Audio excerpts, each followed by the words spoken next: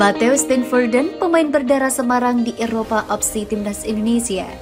Mengenal profil Matthäus Steenvoorden, salah satu pemain berdarah Semarang di Liga Eropa yang bisa jadi opsi timnas Indonesia. Layak dicoba? Jelang tampil pada babak kualifikasi Piala Asia 2023 bulan Juni mendatang, timnas Indonesia memang serius mematangkan skuad demi target lolos ke putaran final.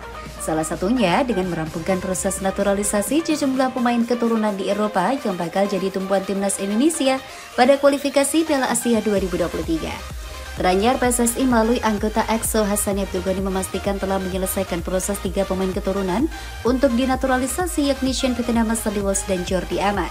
Dari ketiga nama di atas, sosok Shin Pietermans jadi yang paling disorot belakangan ini. Pasalnya, pemain klub Viking FK tersebut secara mendadak langsung menyatakan minat untuk memperkuat timnas Indonesia. Bahkan berbeda dari 2 nama calon naturalisasi sebelumnya, Mesut Ozil dan Kevin Dix yang batal akibat restu orang tua.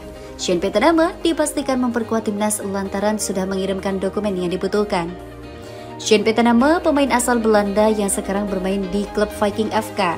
Ayahnya lahir di Semarang, tulis Hassani dalam keterangan di media sosialnya.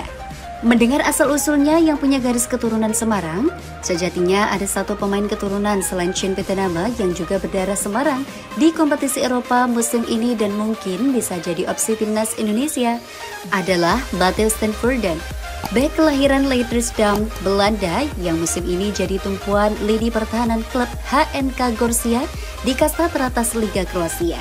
Kepada Indosport, jebolan Feyenoord Rotterdam itu mengaku mempunyai darah Indonesia dari sang kakek yang berasal dari Jawa Tengah, tepatnya di Semarang. Berbekal silsilah tersebut, Matteo pun tak ragu mengutarakan niat untuk membela timnas Indonesia dan membuat keluarganya di Indonesia bangga. Meski tim pelatih timnas Indonesia ataupun PSSI belum membahas namanya sebagai salah satu calon naturalisasi, namun jika melihat statistik permainan Matthäus Steenvoorden dalam beberapa waktu musim terakhir, mungkin pemain 29 tahun itu bisa jadi opsi buat skuad Garuda. Dilansir laman Transfer Market, diketahui bahwa sepanjang musim 2021-2022 ini, Matthäus Steenvoorden sudah tampil sebanyak 15 pertandingan dari 25 pekan dengan torehan 1 assist.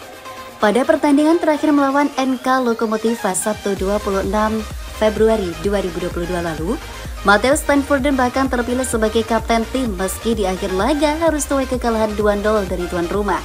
Selain jadi tumpuan di Liga, Matthäus Steenvoorden juga merupakan pilar utama HNK Gorzia dalam menjalani Piala Liga Kroasia. Tercatat, dari 3 pertandingan yang dijalani HNK Gorzia di Piala Liga, Matthäus Steenvoorden selalu jadi starter dan membantu tim lolos ke babak semifinal.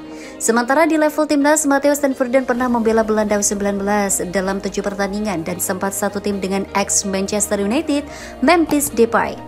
Selama 7 laga membela Belanda U19, Matthäus Steenvoorden sukses mencatatkan clean sheet sebanyak 5 kali.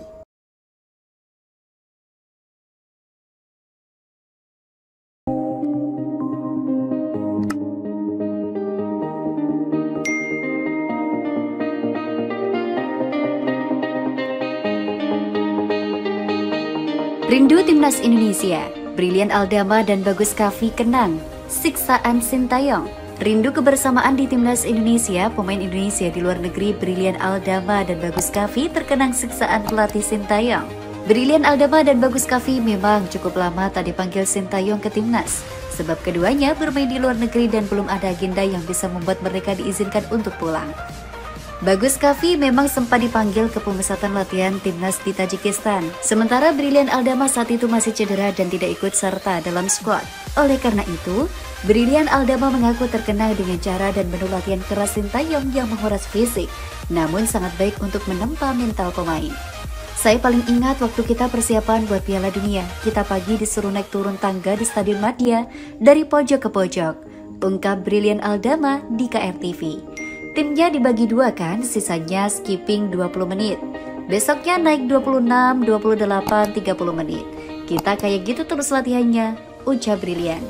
Selain latihan fisik, tentu saja Sintayong memberi latihan teknik sepak bola. Namun di waktu yang berbeda, maka beredar di luar sana bahwa timnas Indonesia harus berlatih 2-3 kali dalam sehari.